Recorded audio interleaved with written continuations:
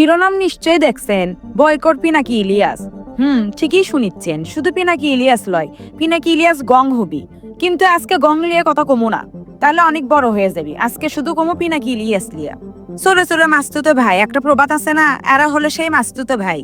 ইলিয়াস পিনাকি, এদের দুইজনের আগে কত মিল আসিল। এরা ফ্যাসিস্ট সরকারের সময় বিতর্কিত হচ্ছিল, মামলাও খাসিল, দেশ ছেড়ে পালাসলো। কিন্তু একটা বিষয় দেখেন, ফ্যাসিস্ট সরকার পালালে তো একেবারে দেশে আসার কথা আসলো। এরা কি আসছে? না, একবারও আসেনি। কিসের জন্য আসলো না কম তো? এরা ফ্যাসিস্ট আমল থেকে জনগণের শত্রুরে আসলো। পিনাকি ওষুধ কোম্পানি চাকরি করার সময় ভুয়া ওষুধ আবিষ্কারের জন্য অনেক শিশু মারা যায়, সেই জন্য তার বিরুদ্ধে মামলাও আছে।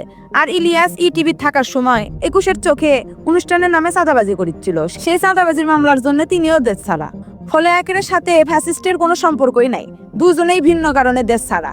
ফলে দেখেন, ফ্যাসিস্ট চলে যাওয়ার পরও অনেকে আসলো গেল, কিন্তু এরা দুইজন আর আসলো না। এখন তো আরো আসবে পারবিল লয়। এরা দুইজন দাবি করে এরা নাকি দেশপ্রেমিক। মানলাম দেশপ্রেমিক, কিন্তু ভাই, দেশের জন্য একবার হলো দেশত আসেন, অন্তত ভোটের জন্য আসেন, ভোট দিয়ে যান, দেখি আপনারা কত বড় দেশপ্রেমিক।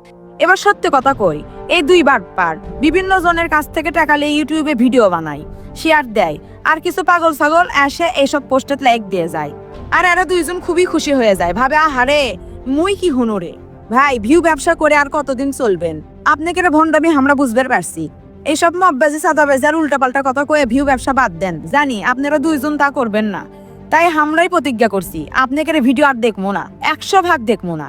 আপনাকে মিথ্যা দেখতে দেখতে আমাকে কান ঝালা পারা হয়ে গেছে। এবার সময় আছে, আপনাকে দুইজনে কান ফলো করেন। আসেন আমরা সবাই পিনাকি ইলিয়াসকে কান ফলো করি আর শান্তিতে থাকি।